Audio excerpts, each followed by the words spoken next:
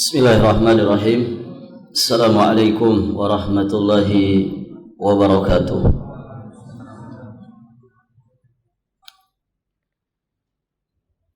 Alhamdulillahilladzi anzala sakinata fi qulubil mu'minin liyazdadu imanan ma'a imanihim. Asyhadu an la ilaha illallah wahdahu rabbi la syarikalah wa asyhadu anna Muhammadan abduhu wa rasuluh. Qala Allah ta'ala fi kitabihil karim, ya ayyuhalladzina amanu taqullaha haqqa tuqatih wa la tamutunna illa wa antum muslimun, amma ba'd. Allahumma 'allimna ma yanfa'una wanfa'na bima 'allamtana wazidna min ilmika wa karamika wa judika ya dzal jalali wal ikram, innaka ala kulli syai'in qadir wa bil ijabati jadir. Para hadirin jamaah salat maghrib dan isya rahimani wa rahimakumullah.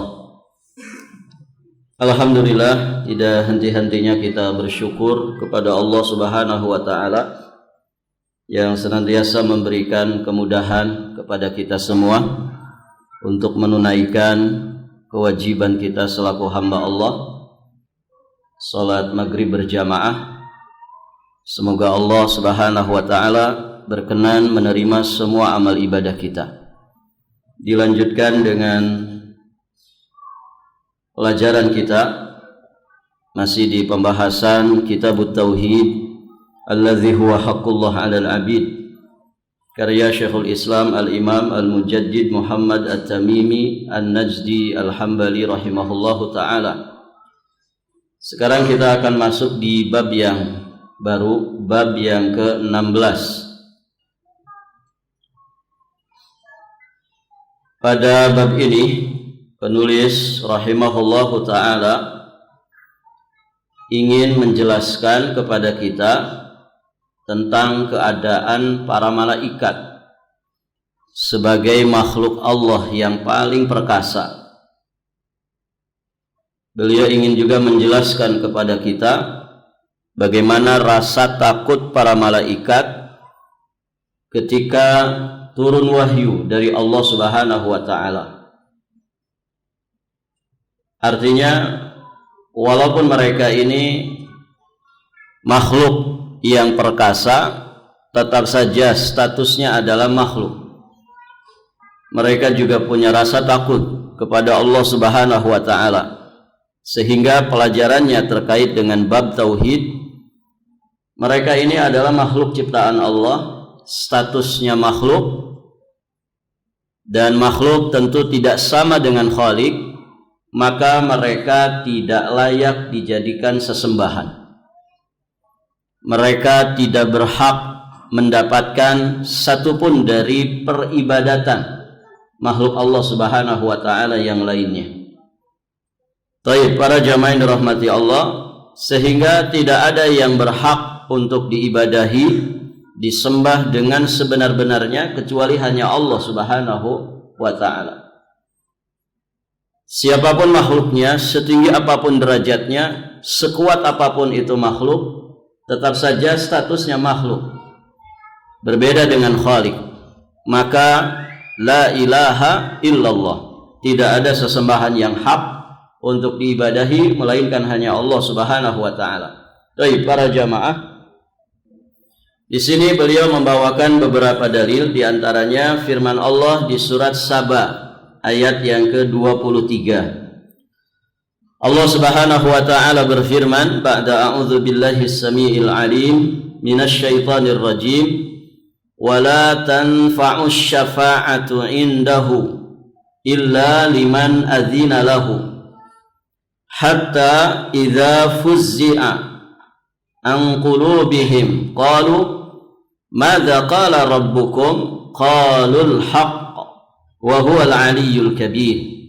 Artinya, dan tiadalah berguna syafaat di sisi Allah melainkan bagi orang-orang yang telah diizinkannya memperoleh syafaat itu. hingga apabila telah dihilangkan ketakutan dari hati mereka, maksudnya dari hati para malaikat, mereka berkata, apakah yang telah difirmankan oleh Rabb kalian? Mereka menjawab, al-haq, yakni perkataan yang benar, dan dialah Allah yang maha tinggi lagi maha besar. Para jamaah sekalian yang dirahmati Allah, perhatikan ayat yang mulia ini. Ayat ini menjelaskan kepada kita bahwa pada hari kiamat nanti tidak ada seorang pun yang berhak memberikan syafaat kepada yang lainnya kecuali setelah dia mendapatkan izin dari Allah Subhanahu wa ta'ala.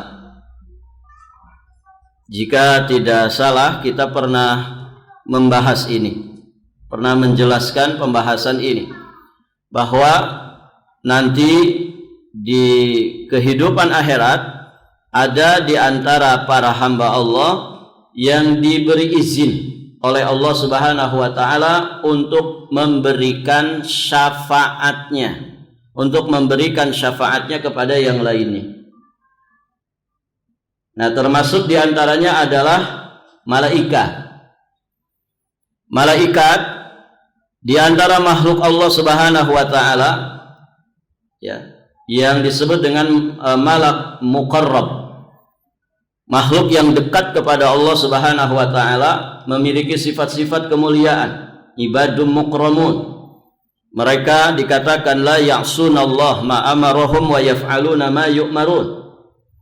Keutamaan, keistimewaan dan dekatnya mereka kepada Allah Subhanahu wa ta'ala karena ketaatan mereka dan selamatnya mereka dari kedurhakaan, ini menjadikan Allah ridho kepada mereka, sehingga Allah Subhanahu wa ta'ala memberikan izin kepada mereka untuk memberikan syafaat kepada makhluk Allah yang lainnya, yakni para mukallafin dari bangsa jin ataupun dari bangsa manusia. Baik, para jamaah yang dirahmati Allah.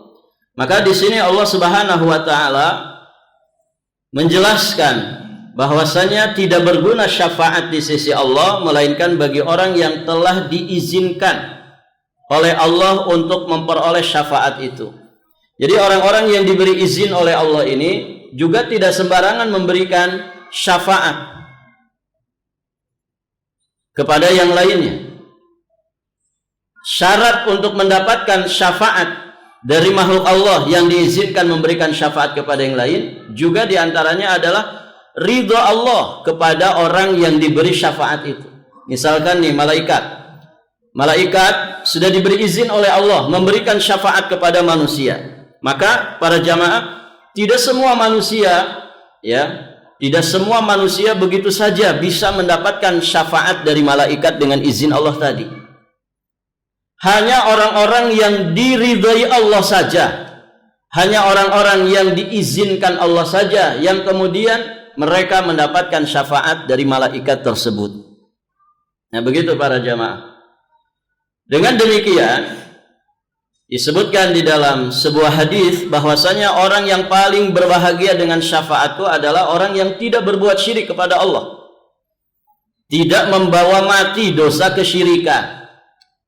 Dengan demikian, sabab terbesar untuk kita mendapatkan syafaat dari Allah langsung ataukah syafaat dari sebagian hamba Allah yang telah Allah berikan izin untuk memberikan syafaat kepada yang lainnya, sebab terbesarnya adalah kita bertauhid kepada Allah Subhanahu wa ta'ala dan jangan menyekutukan Allah Subhanahu wa ta'ala dengan sesuatu apapun. Karena jika kita berbuat syirik kepada Allah, tidak mentauhidkan Allah Subhanahu wa ta'ala, bahkan syirik itu kita bawa mati, ini menyebabkan Allah murka alias tidak ridha. Wala yardha li ibadihil kufur. Allah Subhanahu wa ta'ala tidak ridha kekufuran itu ada pada para hambanya. Maka bisa dipastikan orang-orang yang minta syafaat kepada orang-orang yang sudah mati, orang-orang yang minta syafaat di kuburan-kuburan kepada para penghuninya, bisa dipastikan kalau mereka tidak bertaubat kepada Allah, mereka nggak akan dapat syafaat itu. Kenapa? Karena memintanya kepada selain Allah ini kesyirikan. Karena sama saja dia berdoa kepada makhluk, berdoa kepada selain Allah Subhanahu wa taala. Syafaat itu milik siapa, ikhwan? Milik Allah. Qul lillahi syafa'atu jami'an. Katakanlah sesungguhnya syafaat itu semuanya milik Allah.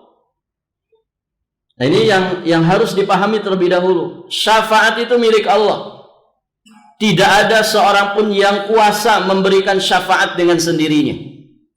Loh, bukankah malaikat, para nabi, orang yang mati syahid, mereka memberikan syafaat? Iya. Tapi setelah dapat izin. Nah, ini ayatnya. Wala tanfa'u syafa'atu indahu illa liman adzina lahu. Artinya mereka tidak kuasa memberikan syafaat dengan sendirinya. Mereka bisa memberikan syafaat itu dengan izin Allah, dan juga diberikan kepada orang yang diizinkan dan diridhoi oleh Allah Subhanahu wa taala. Baik, para jamaah yang dirahmati Allah Subhanahu wa taala. Kemudian di dalam ayat ini Allah Subhanahu wa taala menjelaskan tentang kondisi para malaikat. Para malaikat mereka takut dan tunduk kepada keagungan Allah Subhanahu wa taala di saat Allah Subhanahu wa taala berfirman. Sehingga ketika rasa takut itu telah hilang, barulah kemudian satu dengan yang lainnya di antara para malaikat saling bertanya tentang apa yang Allah Subhanahu wa taala firmankan. Kemudian mereka mempersaksikan bahwasanya yang difirmankan Allah Subhanahu wa taala itu adalah al-haq. Kenapa? Karena la ya'tihil batil min baini yadayhi wala min khalfih. Ya, tidak pernah datang kebatilan dari Allah Subhanahu wa taala, ya, baik dari arah depannya ataupun dari belakangnya. Artinya Allah tidak mungkin mengucapkan firman-Nya ya dengan kebatilan. Baik, para jamaah yang dirahmati Allah Subhanahu wa taala. Syahid atau poin dari ayat ini terkait dengan pembahasan tauhid sangat jelas sekali bahwasannya para malaikat juga ternyata mereka takut kepada Allah. Mereka takut kepada Allah. Ketika Allah berfirman, ya mereka bisa pingsan. Kemudian setelah mereka siuman, para jamaah yang dirahmati Allah, barulah mereka saling bertanya tentang apa yang difirmankan Allah Subhanahu wa taala. Baik. Jadi ternyata mereka orang-orang makhluk Allah Subhanahu wa taala yang takut kepada Allah Subhanahu wa taala. Berarti statusnya adalah hamba. Hamba yang takut kepada Tuhannya, Allah Azza wa Jalla. Maka ya mereka pun dinyatakan oleh Allah tidak bisa memberikan syafaat dengan sendirinya, kecuali Allah telah mengizinkan bagi mereka memberikan syafaat. Berarti dengan demikian mereka tidak layak untuk dijadikan sesembahan bagi manusia. Mereka statusnya makhluk, tidak boleh disembah. Tidak boleh disembah. Dan ketika mereka dinyatakan tidak kuasa memberikan syafaat dengan sendirinya, berarti jangan pernah minta syafaat kepada para malaikat. Walaupun mereka ibadun mukramun, hamba-hamba yang dimuliakan, hamba-hamba yang mulia dan dimuliakan Allah Subhanahu wa taala. Nah, berarti catatannya, kalau malaikat saja sebagai makhluk Allah yang begitu istimewa, memiliki banyak keutamaan, mereka makhluk yang sangat dekat kepada Allah, ternyata tidak boleh dimintai syafaat. Bagaimana lagi ya makhluk-makhluk yang statusnya di bawah para malaikat? Jelas lebih tidak layak lagi untuk dimintai syafaat. Maka minta syafaat itu kepada siapa? Kepada Allah. Minta syafaat itu kepada Allah, ya.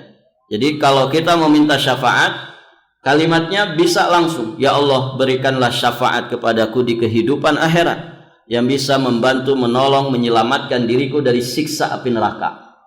Nah, kalau orang berdoa seperti ini aman doanya. Atau dia kemudian mengatakan, ya Allah berikanlah syafaatmu kepada diriku melalui perantaraan setiap hambamu yang engkau izinkan memberikan syafaat. Itu secara umum. Boleh dirinci. Ya Allah, berikanlah syafaat kepadaku di kehidupan akhirat nanti melalui perantaraan malaikatmu, melalui perantaraan para nabi dan rasulmu, melalui perantaraan wali-wali Allah, orang-orang yang dekat kepadamu, melalui perantaraan syuhada, orang-orang yang mati syahid, yang engkau izinkan untuk memberikan syafaat kepada manusia. Nah, orang kalau minta syafaatnya dengan kalimat ungkapan doa seperti ini, maka berarti dia aman. Dia telah meminta yang sebenar-benarnya. Dia mintanya kepada Allah, bukan kepada makhluk. Nah, yang dilakukan oleh sebagian orang, para jamaah, itu adalah minta kepada makhluk. Datang ke gurunya, kemudian mengatakan, wahai guruku, berikan syafaat kepadaku di hari kiamat. Berikan syafaat kepadaku di hari kiamat. Benar gak ini ikhwan? Kalau yang dimintai saja Nabi Muhammad, ya, kalau yang dimintai saja Nabi Muhammad, ya, maka ini sudah tidak benar, ya, karena Nabi Muhammad tidak kuasa dengan sendirinya memberikan syafaat, ya. Bagaimana lagi kalau selain Nabi Muhammad? Kemarin kan sudah dibahas hadisnya, ya. Nabi Muhammad sampai berbicara kepada putrinya sendiri, kepada pamannya, kepada bibinya, kepada istrinya. Silakan engkau minta apapun dari dunia ini kepadaku, sesungguhnya aku tidak bisa membantumu di kehidupan akhirat nanti. Artinya jangan engkau kemudian tertipu karena dekat nasab denganku, ya, karena sesungguhnya selamat dan tidaknya seorang hamba dengan iman dan takwanya kepada Allah Subhanahu wa ta'ala bukan karena kedekatannya satu nasab dengan nasabnya Rasulullah Shallallahu Alaihi Wasallam. Abu Talib itu satu nasab dengan Nabi. Celaka atau bahagia? Celaka. Yang menentukan apa? Ternyata bukan garis keturunan. Yang menentukan adalah iman dan takwanya. Abu Talib mati di atas kekufuran, maka nasabnya yang nyambung kepada Nabi, perjuangan pengorbanannya di dalam membela dakwah Nabi Shallallahu Alaihi Wasallam tidak manfaat bagi dirinya, hanya sebatas memperingan azab neraka, tapi dia tidak selamat dari siksa api neraka yang kekal abadi. Baik, para jamaah yang dirahmati Allah Subhanahu wa taala. Maka kalau para malaikat, para nabi dan rasul saja tidak kuasa untuk memberikan syafaat dengan sendirinya, padahal mereka orang-orang yang dijamin surga, dijamin keselamatannya di akhirat, gitu ya. Maka bagaimana lagi dengan guru-guru kita yang status akhiratnya tidak jelas? Ya tidak, ikhwan? Antum kalau punya guru, ulama besar misalnya, status di akhiratnya jelas? Pasti surga? Tidak ada. Tidak ada, para jamaah dirahmati Allah. Tidak ada ya jaminan bagi dirinya bahwasanya dia pasti masuk surga. Nggak ada jaminan. Nah, yang ada jaminannya saja ternyata nggak kuasa dengan sendirinya memberikan syafaat. Bagaimana yang tidak ada jaminan? Ya. Kalau ternyata para jamaah dirahmati Allah, orang yang dimuliakan oleh sebagian manusia, ya, dimuliakan menurut versi sebagian manusia, ternyata nanti di akhirat dia pun ongkang-ongkangan disiksa api neraka. Bagaimana dia mau memberikan syafaat sedangkan dia sendiri butuh syafaat? Nah, itu para jamaah. Maka berdoa meminta syafaat itu hanya kepada Allah, karena Allah yang kuasa memberikan syafaat. Syafaat itu semuanya milik Allah Subhanahu wa taala. Kemudian para jamaah, di sini ada riwayat di dalam kitab sahih, yakni Sahih Al-Bukhari, tentang ayat ini. Penjelasan daripada ayat ini. Di dalam kitab Sahih Al-Bukhari dari sahabat yang mulia Abi Hurairah radhiyallahu taala anhu, Rasulullah sallallahu alaihi wasallam bersabda. Ini seperti tafsiran daripada ayat yang tadi kita bacakan. Kata Nabi, "Idza qadallahu al-amra fis sama'i darabatil malaikatu bi ajnihatiha khud'anan liqaulih ka'annahu silsilatun ala safwanin yanfudhuhum dzalik." Apabila Allah Subhanahu wa taala memutuskan perkara di atas langit, maka para malaikat mengepakkan sayap-sayap mereka karena patuh pada firman-Nya, tunduk mereka ketika Allah berfirman, Seolah-olah firman yang didengar itu seperti gemerincing rantai besi yang ditarik di atas batu yang rata. Pernah dengar bunyi gesekan apa? Gesekan besi ke sesuatu yang sama-sama halus. Ini memekikkan telinga kita. Baik. Para jamaah yang dirahmati Allah. Suara itu memekakkan mereka hingga mereka jatuh pingsan saking takutnya. Begitu, Pak. Orang itu saking takut itu bisa mengekspresikan rasa takutnya dengan apa? Pernah merasakan takut? Kalau kita saking takutnya gimana, Pak? Ini dak-dik tuh kan? Nah, itu ekspresi rasa takut. Kemudian juga bisa orang itu saking takutnya dia ngompol di celana. Bisa? Bisa. Orang saking takutnya bisa ngompol di celana. Yang parah, yang paling parahnya para jamaah, orang itu ya ketika dia merasa sangat takut, maka rasa takutnya itu mengakibatkan dia pingsan. Pingsan para jamaah yang dirahmati Allah, semaput. Bahkan bisa menyebabkan kematian. Nah itu ketika orang itu merasa takut. Nah, para malaikat ketika Allah berfirman, mereka mengepakkan sayapnya. Kenapa? Khud'anan, karena ketundukan kepada firman Allah Subhanahu wa taala. Bahkan mereka para jamaah sampai jatuh pingsan. Masya Allah. Ada kisah orang-orang soleh di zaman dahulu para jamaah, ketika mereka mendengar bacaan ayat Quran, dan ayat Quran ini menyentuh berbicara tentang azab-azab Allah, mereka pingsan. Pingsan. Tidak sekedar nangis tapi pingsan. Saking apanya? Saking takutnya dengan firman Allah. Ada di antara kita yang begitu, Pak? Atau setidak-tidaknya menangis karena ngerti yang dibaca imam. Tadi imam baca surat apa? Imam di sholat maghrib baca surat apa? Suratnya saja nggak ngerti. Baik, para jamaah, surat Quraisy dengan surat Al-Ikhlas. Iya betul. Al-Ikhlas atau An-Nasr? Al-Ikhlas. Baik, para jamaah. Jadi ada di antara salafun saleh ketika mendengar bacaan ayat Al-Quran dibacakan, mereka jatuh pingsan. Saking apanya? Saking takutnya dengan firman Allah Subhanahu wa ta'ala.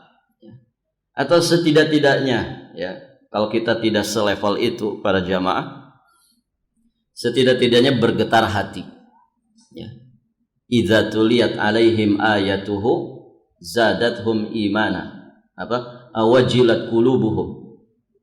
Orang-orang beriman itu apabila disebutkan nama Allah Subhanahu wa taala, wajilat qulubuhum, bergetar hati mereka. Wa idza tuliyat alaihim ayatuhu zadathum imana. Dan apabila dibacakan kepada mereka ayat-ayatnya, bertambahlah keimanan mereka. Masya Allah. Itu pengaruh Al-Quran bagi orang-orang beriman. Pengaruh begitu dahsyat dari Al-Quran kepada orang-orang beriman. Bikin bergetar hati. Ya. Kenapa? Karena rasa takut kepada Allah. Kemudian menjadikan mereka ya menangis. Menjadikan mereka bertambah imannya. Baik, para jamaah yang dirahmati Allah. Nah, contoh seperti itu ada pada Abu Bakar As-Siddiq. Ya, beliau orang yang gampang menangis ketika mendengar firman-firman Allah Subhanahu wa taala dibacakan. Nah, demikianlah, dan itu semua menggambarkan kebersihan hati mereka. Bersih hati. Tidak ada penghalang antara Al-Quran dengan hati mereka. Berbeda halnya ketika hati ini kotor, banyak noda-noda kotorannya. Maka Al-Quran itu seolah-olah tidak berefek, tidak ada getaran dari bacaan Al-Quran yang menyentuh hati kita. Kenapa? Karena sudah terlalu banyak lapisan-lapisan penghalang. Salah satu di antaranya cinta dunia. Ya, tidak akan nyambung cinta dunia dengan cinta Al-Quranul Karim. Ya, tidak akan nyambung ya pengaruh baik daripada Al-Quran ketika orang hatinya dipenuhi dengan noktah-noktah dosa. Baik, para jamaah yang dirahmati Allah Subhanahu wa taala. Kita lanjutkan. Jadi ini malaikat ketika mendengar firman Allah sampai jatuh pingsan karena rasa takut. Sehingga setelah hilang rasa takut dari hati mereka, mereka berkata, saling bertanya, apakah yang difirmankan oleh Rabb-Mu? Mereka menjawab, perkataan yang benar, dan dialah yang maha tinggi lagi maha besar. Ayat yang tadi kita bacakan. Maka saat itulah setan-setan penyadap berita langit mendengarnya. Nah, ini setan-setan yang menyadap berita langit. Taib para jamaah.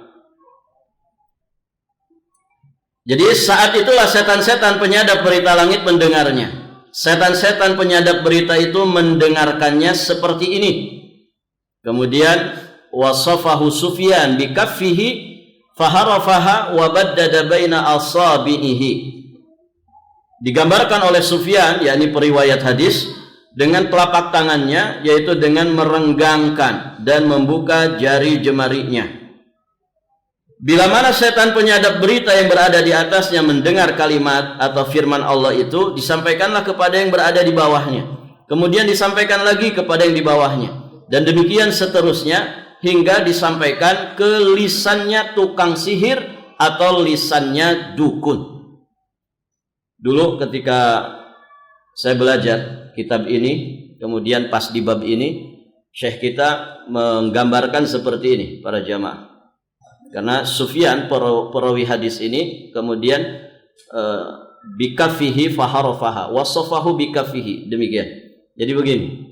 Jadi mereka estafet, ya. Ini setan-setan penyadap berita langit ini estafet ke atas begini. Nah, ini yang paling atas yang pertama kali nyadap berita langit.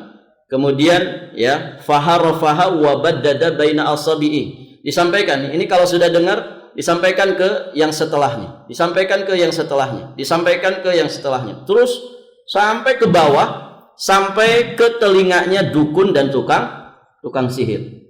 Ini dukun asli ya, dukun asli yang kerja sama siapa? Sama setan, bukan dukun palsu. Taib para jamaah yang dirahmati Allah, dia bekerja sama setan seperti itu. Begini. Ini yang paling atas disampaikan ke yang bawahnya, terus sampaikan ke bawahnya, sampaikan ke bawahnya, sampai ke telinganya si dukun. Kemudian akan tetapi kata Nabi Shallallahu Alaihi Wasallam, kadangkala setan penyadap berita itu terkena lemparan bintang, sihab, namanya sihab. As-syihab dalam bahasa kita disebut meteor. Ya, orang kita nyebutnya bintang jatuh. Ada yang pernah lihat, Pak? Mungkin sebagian kita pernah lihat. Alhamdulillah saya juga pernah lihat. Jadi seperti bintang jatuh. Jadi seperti ya cahaya begitu ya, cahaya kemudian jatuh ke bawah begitu. Tapi masih di atas angkasa. Taib para jamaah. Nah, kadangkala para jamaah setan penyadap berita itu terkena meteor sebelum sempat menyampaikan kalimat atau firman tadi. Dan kadangkala sudah sempat disampaikan sebelum terkena meteor. Ini yang disebutkan oleh Allah Subhanahu wa taala, "Walaqad zayyana as-samaa'a ad-dunya bimasabiha wa ja'alnaha rujuman lisyayatin." Salah satu di antara fungsi bintang ya, di samping dia itu zinatun lis-sama', perhiasan bagi langit. Langit akan nampak indah ketika bintang gemintangnya nampak cerah, begitu ya. Juga ternyata di antara fungsi bintang, wa ja'alnaha rujuman lisyayatin. Kami jadikan, kata Allah, bintang-bintang itu sebagai alat pelempar setan. Nah, ini maksudnya. Alat untuk melempar setan yang berusaha nyadap berita langit. Tadi kan para malaikat itu ketika mendapatkan firman Allah, ya mereka jatuh pingsan, kemudian setelah itu mereka saling bertanya. Nah, inilah yang disadap oleh mereka. Ini yang didengar oleh ya setan-setan dari bangsa jin. Untuk kemudian nanti disampaikan ke telinganya si dukun atau tukang sihir. Dan para jamaah tadi ada dua kemungkinan. Kemungkinan pertama, mereka terkena syihab. Mereka terkena oleh bintang yang dilemparkan untuk mereka ini. Artinya bisa mati enggak, ikhwan? Mati. Jin itu bisa mati, Pak? Bisa. Jin yang nggak mati siapa? Iblis. Iblis yang goda Nabi Adam, ya, pada masa itu sampai saat ini masih hidup. Ada di mana, Pak? Barangkali ada yang pernah papasan gitu. Di mana, Pak? Allahu a'lam. Dia dari bangsa jin. Innahu yarakum huwa wa qabiluhu min haitsu la tarawnahu. Jin itu nggak bisa dilihat manusia, tapi dia bisa ngelihat kita. Tapi dari petunjuk Nabi, singgasana iblis itu ada di mana? Ada di mana, Pak? Alal ma', di atas air. Singgasana iblis di atas air. Air yang mana tuh? Allahu a'lam. Ya. Di atas air yang mana? Di Waduk Manggar kah? Gitu. Atau di Samudra Hindia sana? Atau di mana? Di segitiga Bermuda? Ya pokoknya di atas air. Di atas air yang mana? Allahu a'lam. Pokoknya singgasananya ada di atas air. Di Laut Kidul kah? Allahu a'lam. Pokoknya ada di atas air. Makanya kalau kita sedang berlayar, ya jangan lupa baca doa. Ya, barangkali perahu kita itu melewatin singgasananya iblis. Apa doanya? Bapak kalau naik perahu, naik kapal, apa doanya? A'udzu bikalimatillahi tammah min syarri ma khalaq. Itu doanya. Selain doa-doa naik kendaraan. Ya, bismillahi majreha wa mursaha. Subhanalladzi sakhkhara lana hadza wa ma kunna lahu muqrinin wa inna ila rabbina lamunqalibun. Nah, juga tambahkan doa ini. A'udzu bikalimatillahi tammah min syarri ma khalaq. Baik, para jamaah yang dirahmati Allah. Jadi setan yang menyadap berita langit itu ada dua kemungkinan. Bisa dia terkena syihab dan mati, ya. Berarti firmannya tidak sampai ke telinga si dukun. Bisa juga dia sudah menyampaikannya ke telinga si dukun sebelum dia terkena meteor tadi. Baik, para jamaah. Nah, yang sudah kadung sampai ke telinga si dukun, para jamaah yang dirahmati Allah, dengan sepatah kalimat yang didengarnya itulah tukang sihir dan dukun melakukan 100 macam kebohongan. Jadi satu yang dia dengar dari berita langit dicampurkan dengan ratusan kebohongan. Ya, karena bisa dipastikan dukun, ya, apapun istilah mereka, tukang sihir, tukang ramal, ya, para tidak normal, begitu ya, orang yang tidak pintar, para jamaah yang dirahmati Allah, apapun istilah mereka, maka sesungguhnya mereka itu tukang bohong, asli para jamaah, kadzab, ya, mereka itu tukang bohong, dajajilah, ya, sebelum dajjal asli nanti muncul, ya itulah mereka ini, ya. Kalau dikatakan dajjal ada nggak sekarang? Ada. Dajjal kecil banyak, Pak. Dajjal kecil, dajajilah. Makanya kenapa kita berlindung dari dajjal, dari fitnah dajjal setiap kali kita di penghujung bacaan tasyahud. Allahumma inni a'udzubika min adzabi jahannam wa min adzabil qabri wa min fitnatil mahya wal mamat wa min syarri fitnatil masihid dajjal. Kata para ulama, hikmahnya apa? Kok kita disuruh berlindung dari fitnah dajjal, padahal mungkin usia kita tidak akan sampai ke zamannya dajjal turun.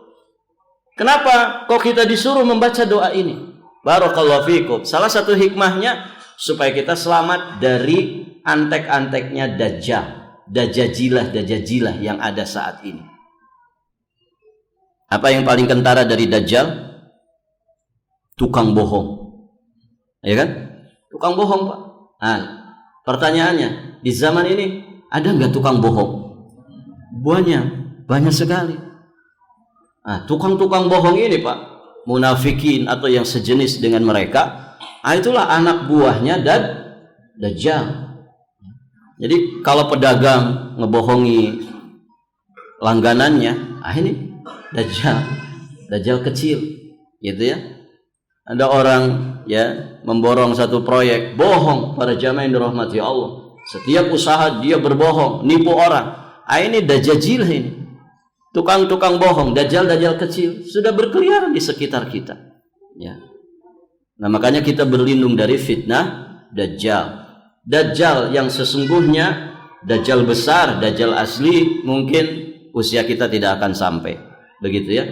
Namun dajjal-dajjal kecil berkeliaran di sekitar kita. Maka kita memohon kepada Allah Subhanahu wa taala ya, perlindungan dari fitnah dajjal tadi. Nah, termasuk dajajilah ya yang selalu ada di setiap masa adalah dukun dan tukang sihir.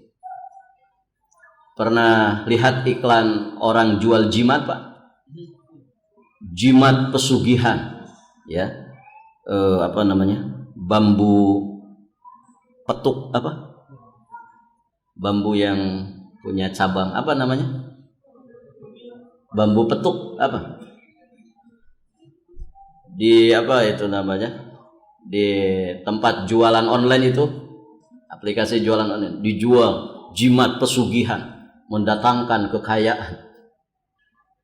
Kenapa dijual? Sedang butuh uang. Kan aneh gitu. Ini akalnya kemana gitu? Dia punya jimat bisa mendatangkan kekayaan, kok dijual? Ketika ditanya kenapa dijual, alasannya lagi butuh duit. Loh, kenapa ini nggak digunakan? Katanya mendatangkan kekayaan, dijualnya murah lagi, 100.000. Masya Allah, Allahu Akbar. Mana akal? Mana akal? Para jamaah yang dirahmati Allah. Kan aneh, dan itu terjadi. Ya.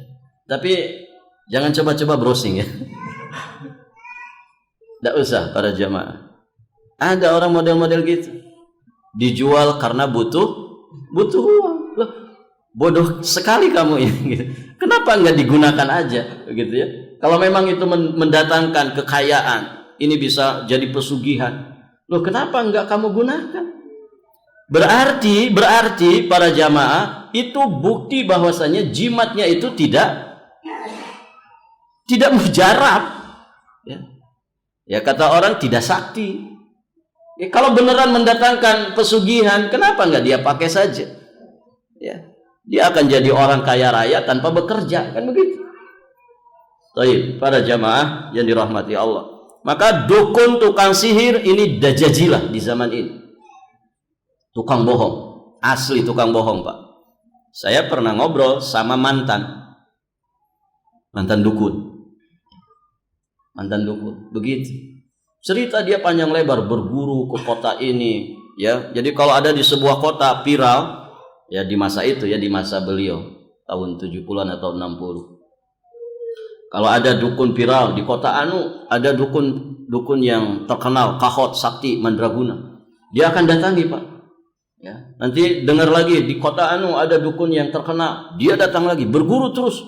Dari sekian banyak guru dia belajar, ya, sampai di kampungnya menjadi dukun. Dipanggilnya saja Eyang, gitu ya. Ya, tapi bukan Eyang subur ya. Baik, para jamaah. Ternyata kesimpulannya apa? Bohong semua. Ini dukun yang terkenal di satu kampung, para jamaah, dia sudah berguru kemana-mana. Testimoninya begitu. Semua dukun itu tukang bohong semua. Mau dukun aslinya kah ataukah dukun palsu? Ya. Dan kalau kita belajar hadis Nabi ini, dari dulu kita sudah tahu dukun itu tukang bohong. Siapa yang ngasih tahu? Rasulullah Sallallahu Alaihi Wasallam. Ini di masa para jamaah yang dirahmati Allah, sebelum Nabi Sallallahu Alaihi Wasallam diangkat jadi Rasul, banyak kemudian yang menyadap berita langit.